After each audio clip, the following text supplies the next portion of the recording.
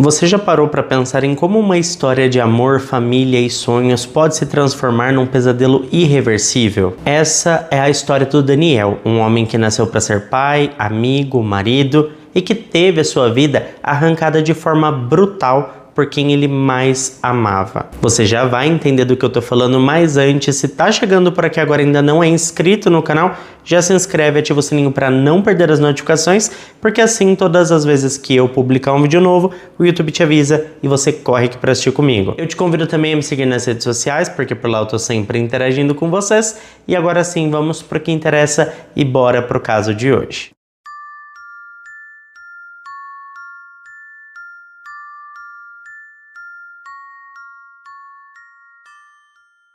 Daniel Halseth nasceu no dia 28 de janeiro de 1976.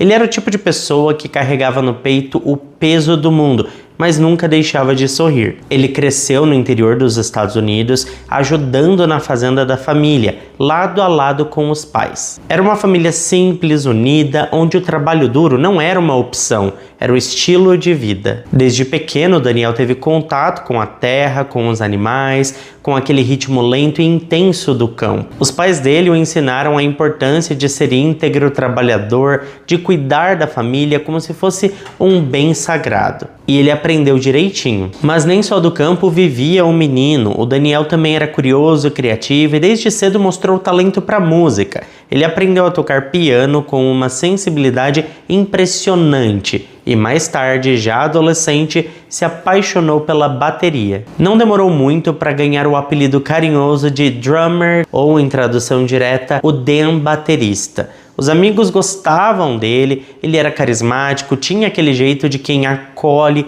de quem escuta, mesmo com uma infância marcada pela responsabilidade e rotina pesada. Ele sempre dava um jeito de participar de atividades, fazer amizades.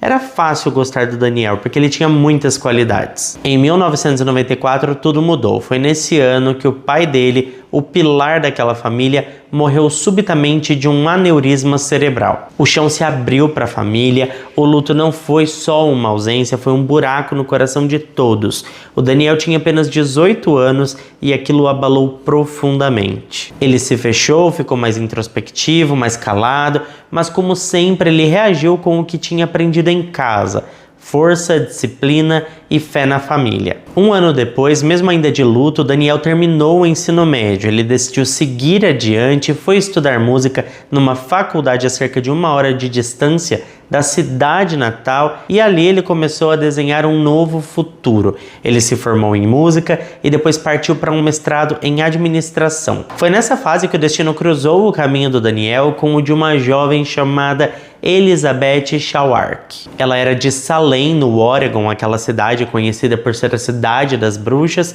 e a garota era uma jovem muito bonita e inteligente. Ela ainda estava no ensino médio quando eles se conheceram, e apesar da diferença de idade e de estágios de vida totalmente diferentes, os dois se apaixonaram rapidamente. Pouco tempo depois, em 2001, eles se casaram. A Elizabeth tinha acabado de se formar no colégio e ali começou a vida adulta dos dois, cheia de promessas, de planos, de sonhos compartilhados. Era um casamento novo, mas eles estavam curtindo cada momento. Eles não perderam tempo e em 2002 nasceu a primeira filha do casal, que recebeu o nome de Dana. No ano seguinte veio o Jordan e em 2004 a família cresceu mais uma vez com a chegada da caçula, a Sierra. 3 filhos em 3 anos, uma casa cheia de vozes, risadas, choros, fraldas e muito amor. Foi por essa família que o Daniel resolveu arriscar. Ele queria muito viver aquele sonho, sabe? De ter sua própria família, seus filhos, sua esposa,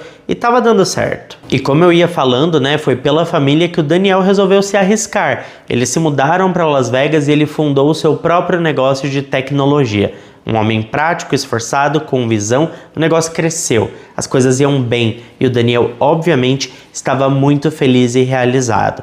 Enquanto ele se dedicava à empresa e aos filhos, a Elizabeth descobriu uma nova paixão: a política, e com o apoio total do marido, ela mergulhou de cabeça nesse mundo. Começou uma campanha para se eleger senador estadual em Nevada. O Daniel ficou em casa cuidando dos filhos, lavando roupa, fazendo almoço, ajudando com as tarefas da escola, tudo isso com um grande sorriso no rosto, porque para ele ser pai era um orgulho, era um privilégio e não um peso. E a Elizabeth, ela venceu. Aos 27 anos, ela se tornou a mulher mais jovem a ser eleita para a legislatura do estado de Nevada. Era um marco, um sonho realizado, mas também foi o começo do fim.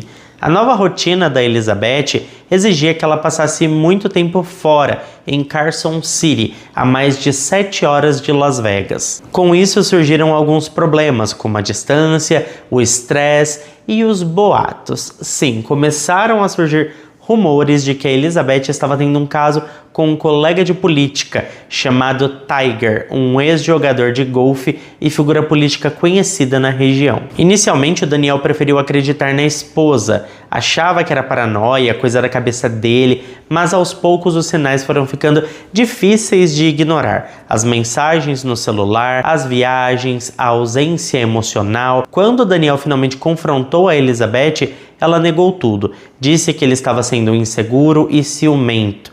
Mas algo dentro dele dizia o contrário. E então esse caso, gente, foi só ladeira abaixo. Um dia depois de mais uma discussão, a Elizabeth fez uma acusação grave contra o Daniel. Ela alegou que ele havia tocado nela de forma imprópria durante uma briga. Ele foi preso acusado de comportamento obsceno e, apesar de não haver provas claras, o Daniel acabou sendo fichado e ficou em liberdade condicional e foi obrigado a fazer terapia. E o pior, teve que se registrar como agressor. Essa marca, mesmo injusta, segundo ele e a sua família, destruiu a reputação do Daniel, ainda mais sendo casado com uma figura pública. Esse foi o prego no caixão daquele relacionamento e o casamento acabou oficialmente. E com isso, ele também perdeu a guarda das crianças. Ele conseguiu o direito de visitas e por isso alugou um apartamento próximo para estar o mais presente possível na vida das crianças. Mas em 2012, tudo virou de cabeça para baixo de novo,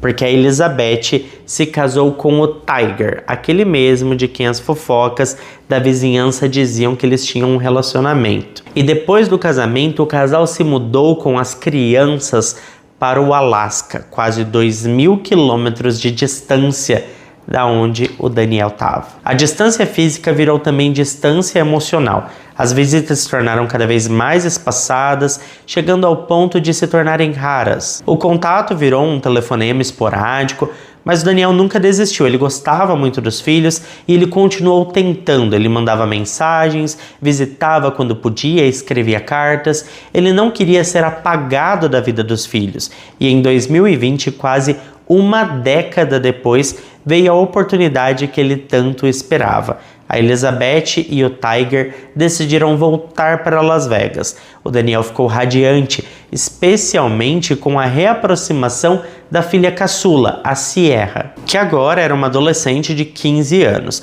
A relação dos dois era delicada. A Sierra era introspectiva, irritadiça, cheia de silêncios e olhares de desprezo. Mas o Daniel nunca recuava, ele entendia que era coisa da idade, das dores de uma separação mal resolvida e fazia questão de estar presente, mesmo que fosse só para ouvir. E aí tudo começou a mudar. Durante o verão de 2020, os 3 filhos do Daniel, a Dana, o Jordan e a Sierra, passaram um tempo com ele. Foram dias felizes, fotos nas redes sociais mostravam sorrisos, passeios, almoços em família, mas por trás das imagens algo começava a se formar nas sombras. Um segredo, uma fissura que o Daniel não conseguiu ver a tempo. Foi nesse período que a Sierra conheceu um rapaz chamado Aaron Guerreiro, um jovem de 18 anos. Ela, com apenas 16 anos, fazia com que aquele tipo de amor fosse aquele tipo de amor proibido, intenso e impulsivo, que gruda na alma e faz adolescentes acharem que são imortais.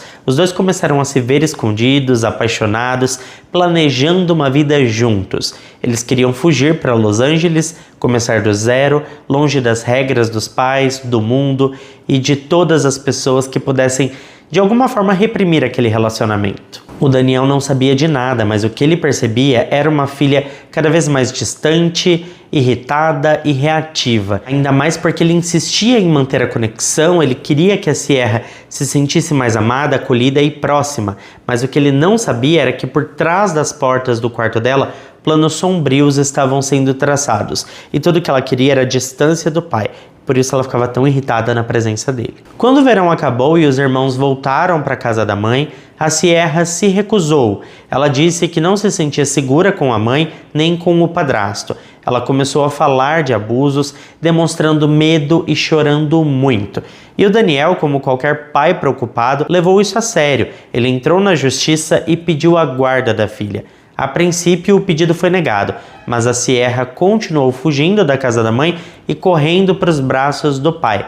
Ela queria ficar ali e depois de meses de insistência, a guarda finalmente foi concedida ao Daniel. E a partir daí, a filha caçula voltava oficialmente a viver com ele. E quando ela foi viver com o seu pai, dessa vez, junto dela veio o Aaron.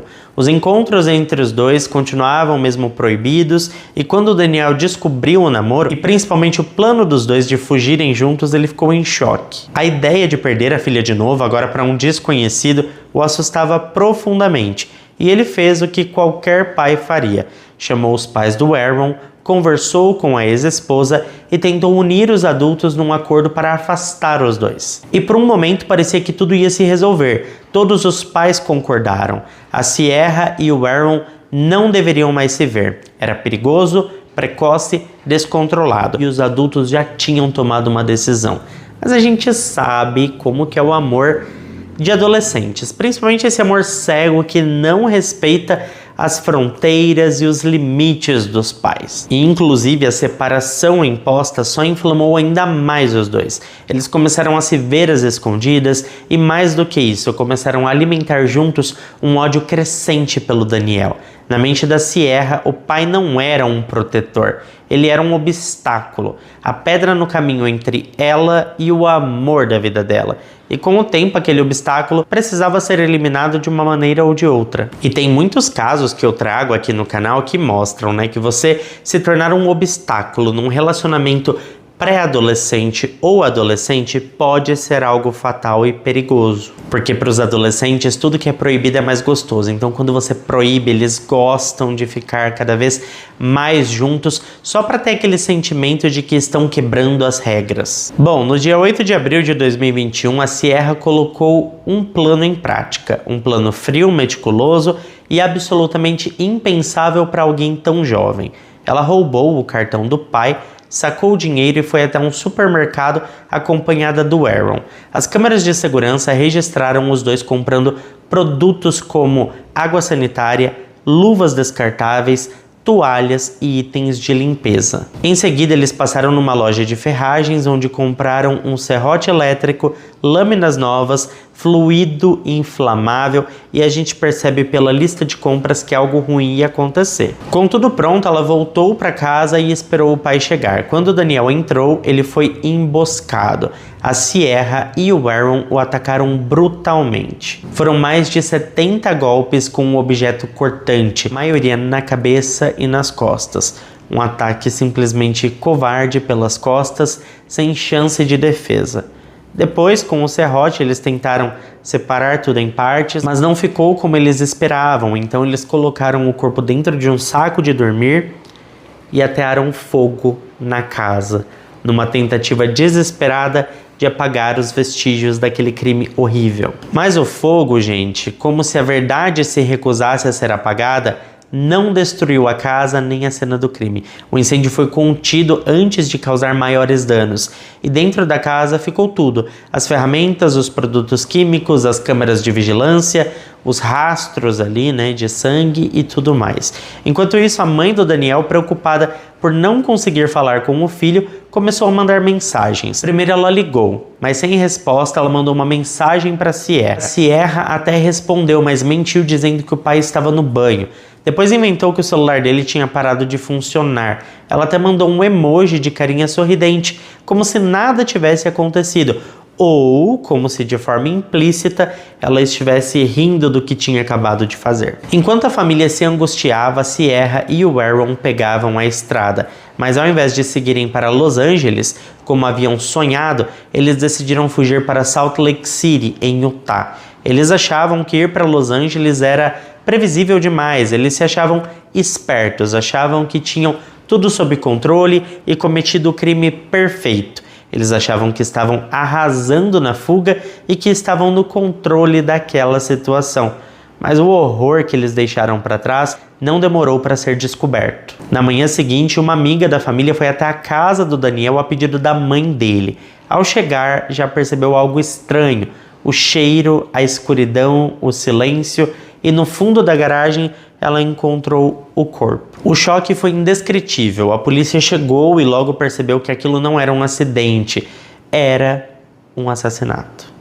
Haviam evidências por toda parte e havia outro detalhe perturbador naquilo tudo, que era o desaparecimento da Sierra. Alguns especularam que ela pudesse ter sido sequestrada, mas os investigadores tinham outra linha de pensamento. Rapidamente eles perceberam que a Sierra e o Aaron tinham sumido no mesmo dia e começaram a caçada. 5 dias depois, no dia 13 de abril de 2021, a polícia de Salt Lake City parou um ônibus em uma inspeção de rotina. E quem que estava lá? Sim, gente, a Sierra e o Aaron. O Aaron havia tentado embarcar sem pagar e quando verificaram o nome dele no sistema, apareceu um alerta: suspeito em investigação de homicídio. Eles foram detidos imediatamente, os celulares foram apreendidos e o que a polícia encontrou nos aparelhos, sinceramente, ultrapassa qualquer limite de crueldade. Havia um vídeo feito pelos próprios assassinos após o crime. Nele, a Sierra e o Aaron aparecem deitados, sorrindo. O Aaron dizia que os dois estavam vivendo o terceiro dia após tirar a vida de alguém, enquanto a garota ria e falava sobre como tudo aquilo tinha valido a pena, porque agora eles poderiam se amar e se amar muito. Os dois estavam empolgados, brincando, sem remorso e sem culpa. Era como se fossem personagens de um filme macabro. Mas eles não eram. Eram dois adolescentes que tinham acabado de tirar a vida de um pai, inclusive do pai da menina que tinha cometido esse crime.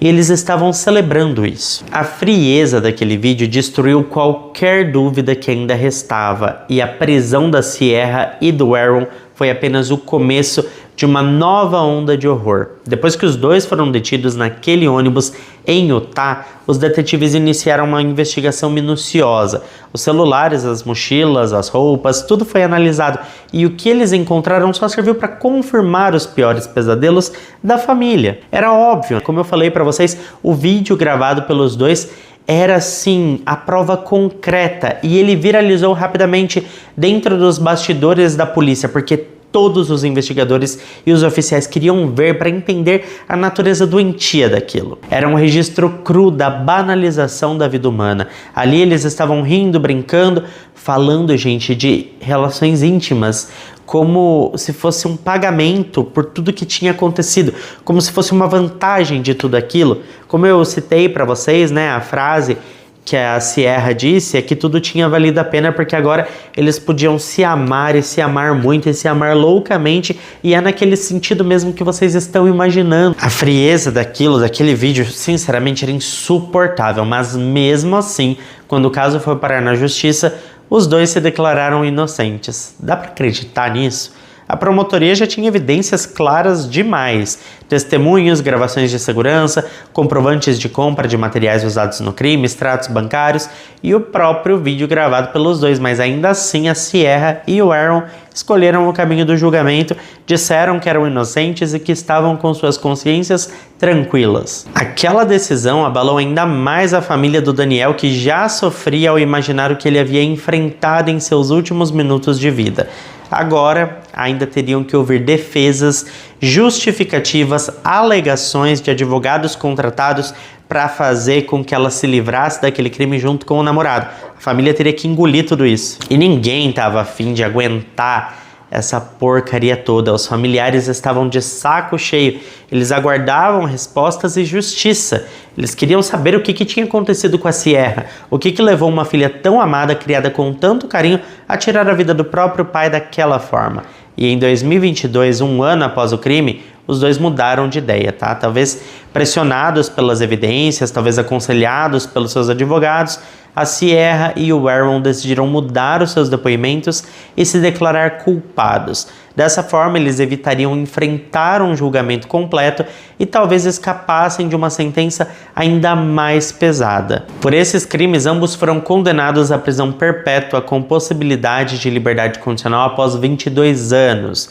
Eles também foram obrigados a pagar $5.000 em restituição. Durante a audiência de sentença, o Aaron chorou. Ele pediu desculpas à família do Daniel, falou sobre remorso, sobre querer reparar o mal, sobre querer voltar atrás, disse que estava sob o efeito de entorpecentes no dia do crime, que estava fora de si e que não pensou direito, que nunca teria feito aquilo se estivesse sóbrio. Mas a Sierra foi ela que, sinceramente, acabou impressionando todo mundo, porque ela não chorou, ela não pediu desculpas. Ao invés disso, ela fez uma acusação. De frente para o juiz, ela declarou que o Daniel, seu próprio pai, havia sido abusivo com ela. Disse que ele a obrigava a beber álcool e que a violentava física e intimamente. Disse ainda que ela vivia com medo, que aquilo não tinha sido um crime, tinha sido, segundo ela, uma libertação, uma legítima defesa. O silêncio da sala de audiência, quando ela falou tudo isso, foi cortado por um misto de choque, revolta e tristeza. A família do Daniel, principalmente a sua mãe e o seu irmão, ficou devastada. Eles rejeitaram essa acusação por completo, afirmaram com todas as letras que o Daniel sempre foi um pai dedicado, presente, amoroso, que fez tudo pela filha. Um homem que teve a guarda da filha porque ela mesma havia pedido. E era engraçado, ou no mínimo uma baita de uma coincidência, que ela tinha pedido para morar com o pai porque, segundo ela sofria abuso do padrasto. Então vocês conseguem perceber como que a história se repete? A Sierra utilizava o mesmo padrão para tentar ali se livrar da culpa, sabe? Ela sempre dizia que estava sofrendo algum tipo de violência para se livrar ali das coisas que aconteciam, das coisas que ela queria. No caso, a primeira vez quando ela acusou o padrasto, ela fez isso porque ela queria morar com o seu pai, não porque ela gostava do pai, mas sim porque ela queria ficar mais próxima do Aaron, o seu namorado. E quando o pai proibiu que ela encontrasse com o namorado, ela arquitetou todo um plano para tirar a vida daquele obstáculo do seu grande amor. E aí, no momento de falar o porquê que ela fez isso, ela usou a mesma desculpa que ela tinha usado lá atrás. Disse que tinha sido abusada. A família do Daniel simplesmente odiou essa declaração. Eles disseram que ela era ingrata porque ela foi acolhida pelo pai no momento em que mais precisou e que ele jamais teria feito qualquer tipo de mal para a própria filha, que ela era uma ingrata. A dor foi tanta que no obituário oficial do Daniel, o nome da Sierra sequer foi mencionado. Só os dois filhos mais velhos, a Dana e o Jordan, foram citados. A filha caçula, a mesma que havia convivido com ele até os seus últimos dias, foi apagada da homenagem final, como se já não existisse mais. Do lado da Elizabeth, a ex-esposa do Daniel, a postura foi diferente. Ela disse acreditar totalmente no que a filha afirmou. Segundo a Elizabeth, o sistema falhou com a Sierra. A justiça teria tido várias oportunidades de protegê-la, mas não o fez. Mas aí a pergunta ficou no ar: se ela realmente acreditava que a filha estava sendo abusada, por que ela permitiu que ela morasse com o Daniel? Por que ela teria ignorado os supostos pedidos de socorro que a própria Sierra teria feito meses antes, alegando abusos em sua casa com a mãe e o padrasto? Ela já tinha falado sobre esse tipo de coisa antes e acusado o próprio padrasto, mas incrivelmente nessa época a mãe da jovem não se manifestou, ela só se manifestou agora para dizer que o pai da menina era um abusivo. Então essa contradição foi inevitável. O advogado da Sierra também deu declarações à imprensa. Ele disse que, apesar da monstruosidade do crime, havia camadas, traumas, passados escondidos e um grande pesadelo na mente da jovem. Ele disse que a Sierra não era apenas uma assassina, era uma menina ferida, uma vítima, mas para a família do Daniel era impossível aceitar. Durante o julgamento, um detalhe chamou a atenção de todos. O Aaron, mesmo depois da confissão, se distanciou completamente da Sierra. Disse que não queria mais contato com ela e que ela era um pouco narcisista. Ele inclusive disse que se arrependia de ter ficado com ela, que ele queria agora cumprir a sua pena e um dia provar que era uma pessoa melhor. Já a Sierra não demonstrou nenhum remorso, como eu falei, né? Nenhuma lágrima, nenhum gesto de arrependimento, apenas a frieza de alguém que aos 16 anos ajudou a tirar a vida de um homem que era o seu próprio pai. E tentou justificar o crime com palavras que para muitos foram só mais uma manipulação. Todos acreditam que ela é uma verdadeira mentirosa. No fim das contas, é claro que o público ficou dividido, né? E ficou uma grande pergunta no ar. O que levou essa filha a fazer isso com o próprio pai? Foi manipulação? Foi um abuso real? Foi um amor doentio que levou ao extremo?